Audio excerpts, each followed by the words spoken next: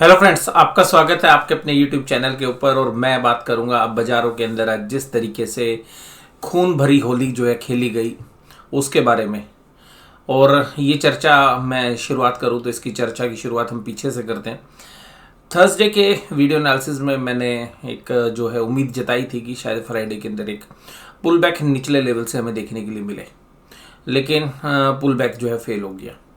उसके बाद हमारा जो फ्राइडे की मार्केट के बाद का जो एनालिसिस था, जो हमने सैटरडे में आपके साथ शेयर किया था, उसमें हमने एक चर्चा जो है साफ साफ की थी। और उस चर्चा के अंदर मैं आपको जो है अवगत कराना चाहूँगा कि देखिएगा, मैंने कहा था कि ये एक अहम स्पोर्ट है जिस पर बाजार बंद हुए। और अब की यार ऐसा हुआ था कि निफ्टी और बैंक निफ्टी दोनों अपनी अहम स्पोर्ट के ऊपर बंद हुए थे, और दोनों के अंदर मैंने एक लेवल्स की बात की थी, और स्पेशली मैंने बैंक निफ्टी के अंदर बात की थी।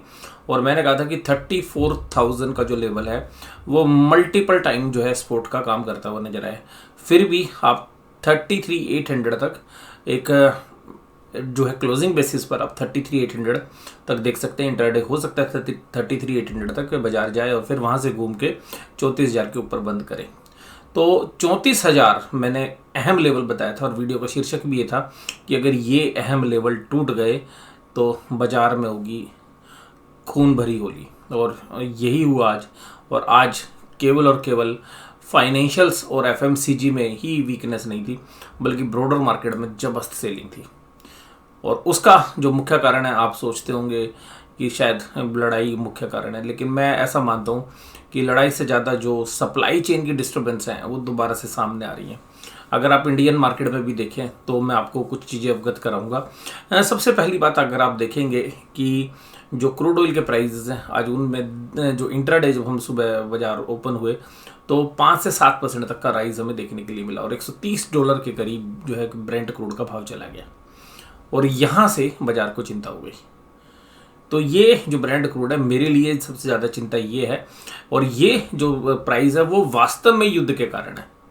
तो ये जो पूरा रीज़न है, क्योंकि रशिया जो है एक बहुत बड़ा ऑयल प्रोड्यूसर है और ऑयल सप्लायर है, तो वहाँ से अगर कुछ रिस्ट्रिक्शंस लगती हैं तो भी जो है सप्लाई के ऊपर चैलेंज आ सकता है। हो सकता है बहुत सारी कंट्रियाँ मानेंगी, नहीं मानेंगी, वो बाद की बात है, लेकिन अभी एक जो प्रेशर है वो मार्केट के ऊपर ऑयल प्राइसेस की वजह से। अब यहाँ पर इंडिया जैसी बाज़ारों के अंदर भी अगर आप देखेंगे तो सटोरिये बड़े हावी हैं। जब से युद्ध की घोषणा हुई है, तो अगर आप लोहे के प्राइसेस के अंदर देखेंगे, आयरन के अंदर देखेंगे, तो आयरन के प्राइस में पर केजी 5 to 7 रुपीज़ का जंप आ गया है। अब लोहा जहाँ जहाँ यूज़ होता है, तो आप देखिएगा बहुत सारे हार्डवेयर के जो प्रोडक्ट हैं, या अगर आप कंस्ट्रक्शन के अंदर भी जाएं तो जो लेंटर के अंदर सरिया लगता है उसके अंदर, या गाटर वगैरह जो भी चीज़ें हैं, उन सब के अंदर प्राइस बढ़ गए। इसके अलावा जो खाने पीने की चीज़ें हैं, अगर आप तेल की बात करें तो जो है एक स्टॉकिंग होनी शुरू हो गई है। अगर आप रिफाइंड ऑयल की बात करें तो उसके प्राइस बहुत तेज़ी से बढ़ गए हैं। तो यहाँ पर जो है चैलेंजेस है। इसके अलावा जो एफएमसीजी के बाकी प्रोडक्ट्स हैं उनके अंदर कॉस्ट प्रेशर आ सकता है। और आज आपको ये भी देखना चाहिए, ब्रिटानिया जैसी कंपनी के अंदर या एफएमसीजी की जो दिग्गज कंपनी है उनमें एक सेलिंग प्रेशर देखने के लिए मिला। आपने फ्राइडे के सेशन में जिस तरीके से एचयूएल के शेयर्स में गिरावट देखी, आज आपने गिरावट देखी गोदरेज सीपी के शेयर्स के अंदर, तो एफएमसीजी के जो शेयर्स थे उनके अंदर एक अच्छी खासी गिरावट थी। तो हो सकता है कि यहाँ पर जो है कुछ ऐसे शेयर्स हैं जिनमें गिरावट आई है, वहाँ पर एक वैल्यू बाय आपको 1 या 2 दिन में देखने के लिए मिले। लेकिन आज जो गैप डाउन जो ओपनिंग हुई निफ्टी बैंक के अंदर, ये जो है जाहिर हो गया था कि भाई अब गैप डाउन है। तो मैंने कहा था कि फिर एक अच्छी खासी गिरावट आपको देखने के लिए मिल सकती है। और आप लेवल्स भी देखेंगे तो 32376 किलो, तो आप पिछली क्लोजिंग से 2000 पॉइंट नीचे का जो है लो लगा के आए हैं। तो ये जो है चिंता का जो है सब्जेक्ट था आज। और इंट्राडे जो ट्रेडर्स हैं जो इंडेक्स में ट्रेड करते हैं, तो उनको काफ़ी चिंता जो है देखने के लिए मिली। और जो डिफेंसिव एफएमसीजी शेयर्स हैं उनमें भी सेलिंग प्रेशर खासकर बहुत ज़्यादा था। और फाइनेंशियल्स की तो बात हमें समझ में आती है कि चलिए फाइनेंशियल्स में जो पेन था वो ठीक है, लेकिन आज बाजार जहाँ से मूव किया है वहाँ पर एक सपोर्ट के दायरे के आसपास जो है जाकर बंद हुआ। हालांकि निफ्टी में अभी जो सपोर्ट है वो 15,500 के आसपास आके निकलती है, 15,500। तो हालांकि 15,700 से ही जो है जंप हुआ। अब अगर एग्जिट पोल के बारे में बात करें, क्योंकि सबकी जो निगाहें हैं वो एग्जिट पोल के ऊपर है, लेकिन एग्जिट पोल या यूपी इलेक्शन के चक्कर में जो गेम आपने खेलना था वो तो बड़े प्लेयर इलेक्शन के रिजल्ट आउटकम से पहले खेल गए। यानी कि बजट में आपने तेजी खेली, अगर बजट के अंदर देखें तो ऑपरेटर ने तेजी खेली। अब इस इवेंट में लोग बैठे थे कि भाई यूपी में बीजेपी की सरकार बनेगी तो तेजी होनी चाहिए, नहीं बनेगी तो मंदी होनी चाहिए। लेकिन मंदी तेजी आप देखते रह गए और यूक्रेन और रशिया ने पहले गेम बजा दिया और ऑपरेटर ने उसका पूरा फायदा उठा लिया। अब यहाँ पर वो आउटकम पॉजिटिव आने भी शुरू हो गए हैं। अगर आज तक के एग्जिट पोल को देखें तो वो क्लियर स्वीप दिखा रहे हैं बीजेपी के बारे में। एबीपी देखें या बाकी जो चैनल्स हैं उनको देखें तो सब ये बता रहे हैं कि भाई यूपी में बीजेपी की सरकार बनने जा रही है। तो इन सब घटनाक्रम के बाद भी अगर कल एक बाउंस आ जाए तो इसमें कोई आश्चर्य की बात नहीं है। इसके अलावा जो क्रूड ऑयल के जो प्राइस थे वो भी अभी शाम तक सॉफ्ट हो गए हैं, यानी कि जो करीबन 6 से 7 डॉलर जो है अपने हायर प्राइस से जो आज के इंट्राडे हाई थे वहाँ से करेक्ट हो गए हैं। तो ये थोड़ा सा सुकून आपको मिल सकता है। तो कल के लिए 3 चीज़ें पॉजिटिव है मैं आपको बताऊँ। पहली बात है कि बाजार ओवरसोल्ड है, तो एक पुल बैक ओवरसोल्ड की वजह से बन सकता है। दूसरा रीज़न ये है कि जो लोग ये उम्मीद लगा के बैठे हैं कि भाई एग्जिट पोल में अगर बीजेपी को मिलेगी तो एक सेंटिमेंटल जो है इम्पैक्ट आ सकता है, तो बाजार ओवरसोल्ड है। दूसरा एक सेंटिमेंटल पॉजिटिव हो सकता है कल कि भाई यूपी के अंदर आप नज़र बनाए हुए थे। इसके अलावा उत्तराखंड में भी नेक टू नेक है, दोनों में से किसी की भी सरकार बन सकती है, कांग्रेस या बीजेपी की। पंजाब के अंदर जो आउटकम्स आ रहे हैं उसमें ऐसा लग रहा है कि शायद आम आदमी जो है जो पार्टी है वो शायद सरकार बनाती हुई नजर आए। गोवा के अंदर नेक टू नेक है, वहाँ पर हालांकि कांग्रेस का पलड़ा थोड़ा सा भारी है बीजेपी के सामने। उत्तराखंड में जैसे मैंने आपको बोला कि बराबरी की बात है, बीजेपी भी बना सकती है, कांग्रेस भी बना सकती है। मणिपुर के अंदर देखिएगा क्लीन स्वीप जो है बीजेपी को दिखाई जा रही है। तो इन सब अगर एग्जिट पोल को देखें, अगर इनका हम ये मान लें कि कल असर हो तो ये भी एक पॉजिटिव आउटकम हमें देखने के लिए मिला। तीसरा, क्रूड ऑयल के प्राइस ऊपर से सॉफ्ट हो गए तो वहाँ से भी थोड़ा सा कंफर्ट हमें देखने के लिए मिल सकता है। तो कुल मिला के बजट के बाद जो ये इतनी बड़ी गिरावट हुई है और इस सब आउटकम में अगर हम देखें तो बहुत ज़्यादा शॉर्ट्स भी बिल्डअप है बाजार के अंदर। तो इन सब के बीच में एक रिकवरी हम देख सकते हैं। लेकिन अब मेरे लिए अहम लेवल ध्यान रखिएगा, निफ्टी बैंक के अंदर 33,800 से 34,000 है जो पहले मेजर सपोर्ट थी, अब 34,000 एक बहुत बड़ा हर्डल जो है बाजार के अंदर रहने वाला है। और कल भी अगर किसी तरीके का पुल बैक आएगा तो देखिएगा बाजार 34,000 को पार नहीं कर पाएगा। और अगर निचले लेवल्स पर भी अगर हम बात करें तो बैंक निफ्टी में अभी भी निचले लेवल्स पे जो 32,500 उसके आसपास के दायरे जो हैं वहाँ पर बाजार एक सपोर्ट दिखाता है। और पहले भी अगर हम देखें पुराने चार्ट्स भी तो 32,500 के आसपास एक सपोर्ट है। तो अगर हम कल ये गिरावट उम्मीद नहीं कर रहे हैं, या तो बाजार कंसोलिडेट करेगा या बाजार एक पुल बैक की उम्मीद कर सकता है। और उसके रीजंस भी आपके सामने वैलिड है। बाजार ओवरसोल्ड है, पहली बात। दूसरी बात, मैंने आपको जो एग्जिट पोल के रिजल्ट बताया जिसमें बहुत सारी कॉल की ऑप्शंस ट्रेड कर रही थी अभी तक। और तीसरी बात जो हमारे लिए सबसे ज़्यादा इंपॉर्टेंट है कि क्रूड ऑयल के प्राइस ऊपर से थोड़े से सॉफ्ट हो गए हैं और बाजार आज 382 पॉइंट्स की गिरावट जो है निफ्टी ऑलरेडी दिखा चुका है। चार्ट पैटर्न पे देखें तो देखिएगा अब ये जो सपोर्ट थी 16,250, अब ये एक मेन हर्डल है।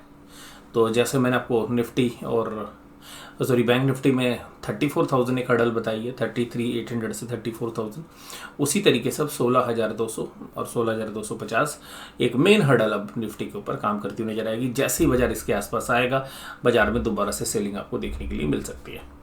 ONGC आज का मेन गेनर, और रीजन क्रूड ऑयल के प्राइस बढ़ेंगे तो रिफाइनरी मार्जिन बढ़ेंगे। इन्फोसिस थोड़ा डिफेंसिव है तो इसलिए यहाँ पे आपको थोड़ी सी सुविधा मिलेगी। हिंडाल्को, भारतीय एयरटेल और HCL टेक। और TCS में पुल बैक अभी इसलिए नहीं आ रहा है क्योंकि TCS में लोग बायबैक के लिए पहले से ही शेयर्स खरीद के बैठे हुए हैं। तो जब बायबैक के शेयर्स 9 तारीख के बाद जब लोग टेंडर करेंगे तो उसके पैसे जो है 20 से 25 दिन लगेंगे, क्योंकि लास्ट डेट से भी अगर हम कैलकुलेट करें तो लोग अभी उसको टेंडर करेंगे और पहले पोजीशंस बनी हुई TCS में। तो शायद TCS थोड़ा सा ओवरबोट हो सकता है रिटेल के एंगल से, तो इसलिए शायद हमें लगता है कि पुल बैक नहीं है। बट पर्सनली मैं आपको बताऊं कि मेरा जो है आज भी जो है, हालांकि हमने एक लॉन्ग ट्रेड जो है TCS के अंदर आज लिया है, क्योंकि जो भी शेयर्स आप टेंडर करेंगे तो उसके अगेंस्ट भी आप जो है टेंडर होने में तो टाइम लगेगा, लेकिन अगर आपके पास कैपिटल है तो आप अपनी पोजीशंस को, क्योंकि 3400-3500 रुपये के बीच में जो है टीसीएस मिल रहा है, तो शायद एक मार्जिन ऑफ सेफ्टी जो है मिल रही थी। तो हो सकता है कि कल आपको टीसीएस के शेयर्स में भी एक अच्छा पॉजिटिव रुझान देखने के लिए मिले। Reliance, Bajaj finance, ICICI bank, HDFC bank और HDFC सब फाइनेंशियल्स की तो आज धज्जियाँ उड़ा दी। 5 में से 4 फाइनेंशियल्स हैं। NSE की एडवांस डिक्लाइन रेशियो बिल्कुल नेगेटिव थी, 1616 शेयर माइनस में काम कर रहे थे। आज ONGC देखिएगा 13% चला, हिंडाल्को 6%, कोल इंडिया 4.25% और भारतीय एयरटेल 3.32। इस कमजोर बाजार में भी इन शेयर्स ने दमखम दिखाया। अब गिरावट कहाँ से? फाइनेंशियल्स देखिएगा, IndusInd 7%, axis bank 6.64, Bajaj Finserv 6.24, Bajaj finance 6.32, ICICI bank 4.88, SBI 4.69। ये तो फाइनेंशियल्स थे। उसके बाद आइएगा FMCG में ब्रिटानिया के शेयर्स के अंदर 6.46% की गिरावट हुई। उसके बाद ऑटो के अंदर मारुति सुजुकी 6.6, सीमेंट के अंदर 5.82 UltraTech cement, Mahindra and Mahindra 5.7, Tata Motors 5.57। लेकिन ये ध्यान रखिएगा आप, जो लॉन्ग टर्म के इन्वेस्टर्स हैं वो शायद अब वैल्यू पिकिंग करते हुए नजर आएंगे। अल्ट्राटेक सीमेंट्स के ऊपर देखिएगा प्रेशर तो है, क्योंकि फ्यूल के प्राइसेस बढ़ने की वजह से ट्रांसपोर्टेशन कॉस्ट और जो मैन्युफैक्चरिंग कॉस्ट है वो बढ़ती हुई नजर आएगी। बट कुल मिला के अल्ट्राटेक सीमेंट्स के अंदर मुझे ऐसा लगता है पर्सनली कि अगर ये यहाँ से करेक्ट होकर 5000 के आसपास आएगा तो एक बहुत जबरदस्त वैल्यू बाइंग हमें देखने के लिए मिल सकती है। निफ्टी बैंक 32871 जहाँ पर क्लोज हुआ है। सबसे खास बात ये है कि जो स्पोर्ट थी उसके तो बाजार ही खुला नीचे, ओपन ही 33278 पे था, तो पैनिक तो सेलिंग बननी थी। उसके बाद एक पैनिक सेलिंग बनी और 32376 तक, यानी कि जहाँ खुले बाजार उसमें भी करीब 900 पॉइंट के नीचे का दायरे टच करके आया। लास्ट के आधे घंटे में एक अच्छी रिकवरी हमें देखने के लिए मिली, लेकिन वो भी कोई बहुत सस्टेनेबल मूव नहीं था। अब देखते हैं कल, एक बार मुझे लगता है कि बाजार 33,800 की तरफ एक बार चाहे वो गैप को फिल करने अभी जाए, 3 दिन बाद जाए, 10 दिन बाद जाए, बट एक बार गैप को फिल करने के लिए शायद कोशिश जरूर करता हुआ नजर आएगा। बैंकों में सारे शेयर्स गिरावट के साथ, ICICI बैंक 300 रनों की पारी, HDFC बैंक 300 रनों की पारी, SBI 300 रनों से 8 पॉइंट दूर रह गया। तो जब आपके बैंक निफ्टी के शेयर 300 पॉइंट की दिग्गज शेयर्स जो हैं गिरावट दिखाएंगे, तो देखिए बैंक निफ्टी को कहाँ संभलना था। सेलिंग के अंदर वॉल्यूम को मेजरली आपको देखना चाहिए। SBI का एवरेज वॉल्यूम से ज़्यादा वॉल्यूम के साथ सेलिंग हुई, HDFC बैंक में डबल वॉल्यूम के साथ सेलिंग हुई, और इसके बाद अगर हम ICICI बैंक को देखें तो भी ये डबल वॉल्यूम के साथ सेलिंग हुई। तो जो आज की सेलिंग थी वो वॉल्यूम के साथ थी। तो वॉल्यूम की सेलिंग का मतलब ये नहीं है कि वो बाजार के अंदर पुल बैक दिखा देगी, पुल बैक आएगा लेकिन बहुत बड़ी तेजी नहीं। हम एक टेक्निकल बाउंस बैक के लिए भी हम देखेंगे। जब तक 34,000 के नीचे बाजार है तब तक एक आप ये समझिएगा कि बेरिशनेस ही जो है बाजार में रहने वाली है। हर पुल बैक एक सेलिंग अपॉर्चुनिटी रहने वाली है। पहले बाजार टेक्निकल लेवल्स पर वीक था, अब टेक्निकली जो सपोर्ट थी, जो बार बार बाउंस आ रहे थे, उन बाउंस को भी जो है, हालांकि बाजार अभी भी बाउंस दिखाएगा, लेकिन अब ऊपर के जो दायरे थे, क्योंकि जो आप 41,800 के आसपास निफ्टी दिखा के आया था, वो सब चीज़ें अब धूमिल हो गई हैं। जब तक 34,000 नहीं जाएगा पार, तब तक बाजार हर सेल ऑन राइज वाला ही बाजार रहने वाला है। ये बात आप ध्यान समझ लीजिएगा। इवन जो है एग्जिट पोल के ऊपर कल बाजार शायद हो सकता है कि पॉजिटिव रिएक्ट करे, लेकिन फिर भी जो है आप ये समझिएगा कि बाजार में अब इनहेरेंट वीकनेस जब तक 34,000 के नीचे बैंक निफ्टी रहता है तब तक, और 16,250 और 16,300 के नीचे जब तक निफ्टी रहता है तब तक आप सेल ऑन राइज वाली ही मार्केट समझे। आज FIIs ने 7,482 करोड़ की सेलिंग की, लेकिन हमारे DIs ने आज 5,331 करोड़ की बाइंग की, और जिसकी बदौलत बाजार बचा रहा। आप कहेंगे सर बचा का, लेकिन ये भी बचा रहा हो तो ये DIs की बाइंग की वजह से। इंडेक्स के अंदर देखिएगा तो इंडेक्स के अंदर 550 करोड़ की सेलिंग, उसके बाद 113 करोड़ की स्टॉक फ्यूचर्स की। ये कभी भी ये सारे डेटा इस बात को इंडिकेट कर रहे हैं कि अगर कल जैसे सेंटीमेंट हुआ ठीक, तो एक शॉर्ट कवरिंग रैली आपको बाजार में देखने के लिए मिल सकती है। लेकिन मैं आपको फिर बोल रहा हूँ, वो शॉर्ट कवरिंग रैली के अंदर जो अहम लेवल मैंने आपको बताया है, जो कल भी मैंने आपके साथ जो चर्चा की थी कि ये लेवल टूट गए तो बाजार नीचे, जब तक वो लेवल नहीं टूटेंगे, अगर 34,000 के ऊपर बाजार टिक गया और क्लोजिंग दे दी निफ्टी बैंक ने, तो फिर आप समझिएगा कि बाजार एक बार 35,000 35,500 तक भी जा सकता है। लेकिन अभी 34,000 और 33,800 बहुत बड़ी हर्डल है। हम उम्मीद कर सकते हैं कि बाउंस आ सकते हैं। नीचे लेवल पर अगर आप देखेंगे तो मेजर सपोर्ट आपको 30,500 के आसपास नजर आएगी। पुट कॉल रेशो बिल्कुल ही नीचे आ गई है, यानी कि बाजार ओवरसोल्ड है इस बात को, यानी कि पुट राइटर बिल्कुल डरे हुए कि भाई पुट नहीं लिखनी है। डाउ जोन्स से भी कोई सपोर्ट नहीं आ रही है। मैं डाउ जोन्स 400 पॉइंट की कमजोरी के साथ जब ये रिकॉर्डिंग स्टार्ट की तब ट्रेड कर रहा था। $123 के ऊपर ब्रेंट क्रूड काम कर रहा है और आज ये दिन में 130 तक चला गया था। तो आप समझ सकते हैं कि कितना भयंकर हमारे लिए बाजारों पर असर जो है ब्रेंट क्रूड की वजह से पड़ता हुआ नजर आया। हालांकि इन सब के बीच में जो यूएस की बॉन्ड यील्ड है वो सॉफ्ट हो गई है, ये एक पॉजिटिव न्यूज़ है। लेकिन अब उसका असर अभी पॉजिटिव ना तो यूएस के बाज़ारों में ना हमारे बाज़ारों में। अगर ऑप्शन चेन की डेटा देखें तो 15,900 पे आपको कॉल रेटिंग थोड़ी सी हल्की फुल्की नजर आएगी। 16,000 के ऊपर 50,000 कॉन्ट्रैक्ट लिखे गए। तो अभी मेजर जो रेजिस्टेंस है वो पहला जो हर्डल है वो 16,000 है, और उसके बाद जो भी दूसरी जो कॉल रेटिंग है वो थोड़ी सी एग्रेसिवली है, वो 16,200 पे। तो अभी इन लेवल्स को देखिएगा, आगे देखने की जरूरत नहीं है। नीचे अगर सपोर्ट की बात करें तो पुट राइटर है ही नहीं कहीं पे, अब नजर दौड़ाओगे पुट राइटिंग है ही नहीं। लेकिन टोटल कॉन्ट्रैक्ट में देखेंगे तो 15,800 पे 32,000 कॉन्ट्रैक्ट लिखे गए हैं। तो एक मेजर सपोर्ट आप यही मान सकते हैं, इमीडिएट जो सपोर्ट है। उसके बाद जो है हर लेवल 15,700 पे 22, लेकिन कोई मेजर जो है पुट राइटिंग नहीं है, और पुट राइटिंग जो भी आपको नजर आएगी वो 15,500 के आसपास है। तो अभी भी ऑप्शन चेन के डेटा से ज़्यादा इंडिकेशंस आपको नहीं मिलेंगे। बैंक निफ्टी के अंदर भी डेटा नहीं है। 33,000 के ऊपर 33,000 कॉन्ट्रैक्ट है, लेकिन ये कोई बहुत खास नहीं है कॉल राइटिंग के अंदर। पुट राइटर्स ने अनवाइंड कर ली अपनी पोजीशंस 33,000 के ऊपर, जैसी बाजार आया तो उन्होंने अनवाइंड कर ली। तो यहाँ पर भी आपको जो है पुट राइटिंग देखने के लिए नहीं मिलेगी। कॉल राइटिंग एग्रेसिव है 33,500 पे 39,000 कॉन्ट्रैक्ट। तो जो हर्डल्स है वो 33,500 के आसपास जाके आपको बाजार अटकता हुआ रुक सकता है। लेकिन अगर किसी भी कारण से 34,000 के ऊपर बाजार आ गया तो दोबारा से आप ये समझिएगा कि तेजी करने वाले लोग एग्रेसिव हो सकते हैं, और वो तेजी अगर शॉर्ट कवरिंग आती है तो बाजार 33,500 33,800 तक चले जाएंगे, और 34,000 के ऊपर अगर बाजार चला गया क्लोज हो गया तो फिर आप तेजी की उम्मीद कर सकते हैं, बट अभी उसकी कोई ज़्यादा संभावना हमें नहीं लगती है। तो आज का ये एनालिसिस यहीं पर, और एग्जिट पोल का या शॉर्ट कवरिंग का या बाजार की ओवरसोल्ड होने का, क्रूड ऑयल में थोड़ी सी सॉफ्टनेस आने का, हम बस ये उम्मीद कर सकते हैं कि एक पुल बैक आ जाए। बाजार में अभी भी कोई इनहेरेंट बहुत बड़ी तेजी नहीं है। फंडामेंटली भी जो है कंपनीज के रिजल्ट्स वीक होते हुए नजर आएंगे। महंगाई जो है बढ़ने वाली है, ये बात आप समझ सकते हैं। मैंने कुछ एग्जांपल भी दिए कि आप कहीं पर भी जाइएगा बाजार में सब चीज़ें पिछले महीने के मुकाबले में काफ़ी महंगी नज़र आ रही हैं। और अब यूपी के जो इलेक्शन है या बाकी जो स्टेट इलेक्शन सब लगभग अब समाप्ति की ओर है। 2-3 दिन में रिजल्ट आ जाएंगे तो फिर वो तो समाप्ति समझिए। तो हो सकता है आप अगले 1 या 2 दिनों में 10 से 15 रुपए का एक हाइक डीजल और पेट्रोल के प्राइस में देख सकते हैं, और उसके बाद एक सडन रिएक्शन बाजार में आएगा। वो शायद मुझे नहीं लगता, क्योंकि उसका जो सभी चीज़ें बाजार शायद डिस्काउंट कर चुका है उन चीज़ों को, लेकिन इन्फ्लेशनरी प्रेशर बाजार में आना लाजमी है।